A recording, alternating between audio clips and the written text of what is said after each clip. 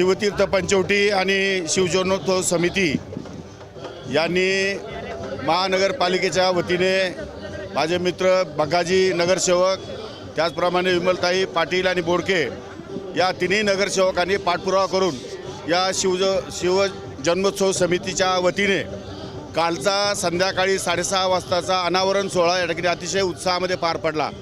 नाशिक शहरातील जनतेला याची देही याची डोळा हे आनंद या ठिकाणी बघायला मिळाला। ही खऱ्या अर्थानं खूप मोठी गोष्ट आहे। खरं म्हणजे हा पुतळा ज्या कलाकारांनी या ठिकाणी तयार केलेला आहे ते राम सुतार जगप्रसिद्ध असे मूर्तिकार आहेत आणि त्यांच्या हाताने या ठिकाणी या पुतळ्याचं या ठिकाणी निर्मिती झालेली आहे। हा महापालिकेने पुढाकार घेऊन हा पुतळा या ठिकाणी उभा केल्यामुळे पंचवटी तर सोडाच परंतु महाराष्ट्रातल्या अनेक लोकांना एक वेगळं या ठिकाणी स्थान निर्माण होईल। गेले अनेक वर्ष या पंचवटीमध्ये हे शिवतीर्थ म्हणून याची कायम या ठिकाणी चर्चा होत असते, पण काल प्रत्यक्षामध्ये त्यांचं या ठिकाणी अनावरण करण्यात आलं। दुर्दैवानं मला या ठिकाणी पोहोचता आलं नाही। मी दिलगिरी व्यक्त करतो, परंतु आज जाणीवपूर्वक मला या ठिकाणी येता आलं। आजच्या या शिवजयंतीच्या मुहूर्तावर छत्रपती शिवाजी महाराजांचं दर्शनही मला घेता आलं, त्यामुळे मी स्वतःला तसा भाग्यवान समजतो।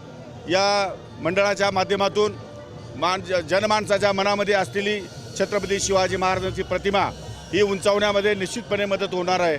नवीन पिढीला छत्रपती शिवाजी महाराजांची प्रेरणा, त्यांचं कार्य त्यांच्यापर्यंत पोहोचवण्यासाठी या प्रतिमेच्या माध्यमातून हा वेगळा विचार हा या ठिकाणी पंचवटीकरांनी समोर आणलेला आहे। त्यांचं करावं तेवढं कौतुक थोडं आहे।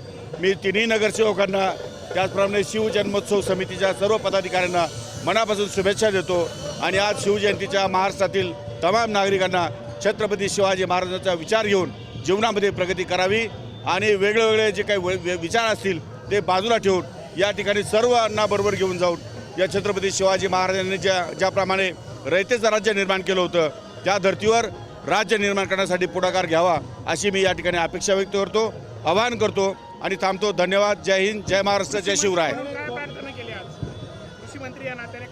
महाराष्ट्रातल्या शेतकरी बांधवांना कायमस्वरूपी सुख आणि समृद्धी मिळो। छत्रपती शिवाजी महाराजांच्या मनामध्ये शेतकऱ्यांविषयी जी आपुलकी आणि आदर होता तीच आपुलकी आणि आदर तो शासन या ठिकाणी पुढच्या काळामध्ये चालू ठेवील हा संकल्प या निमित्ताने मी या ठिकाणी करतो।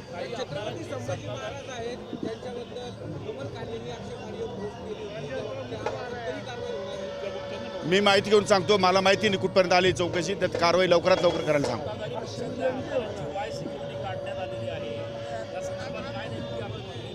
मला एक समजत नाही की ज्या जनतेने तुम्हाला राज्य निर्माण चालवायला बसवलेलं आहे त्या जनतेपासून तुम्हाला भीती कशाला हवी, संरक्षण कशाला हवं? मी पहिल्या दिवशीच सांगितलं होतं मला संरक्षणाची गरज नाही, मी बिगर संरक्षणाचा राहतो। ज्या लोकांसाठी मला राज्य करायचं आहे ते लोकच माझे दुश्मन कसे होऊ शकतात? त्यामुळे हा विचार हलका आहे। लोकांनी जनमानसामध्ये राहावं, पुढाऱ्यांनी जनमानसामध्ये राहावं, जनमानसासारखं वागावं हा संदेश या निमित्तानं माननीय मुख्यमंत्री यांनी दिलेला आहे आणि तो स्वागतार्ह आहे असं माझं स्वतःचं मत आहे। मंत्रिमंडळातले निर्णय हे आधीच लीक होतात, फडणवीसांनी नाराजी व्यक्त केलेली आहे। नाही, लीक होतात म्हणजे पूर्वी लीक होत होते।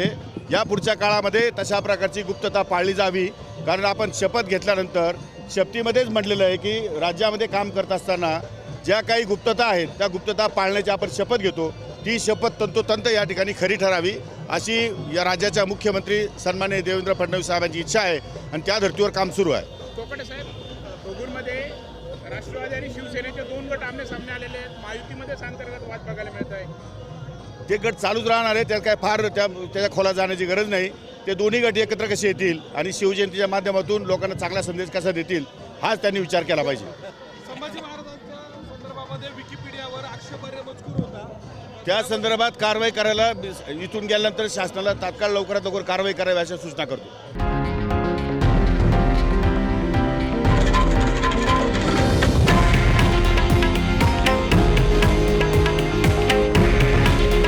हे आहे देशातील नंबर 1 न्यूज नेटवर्क आणि आपण पाहत आहात TV9 मराठी। काळजी तुमची, हित महाराष्ट्राचं।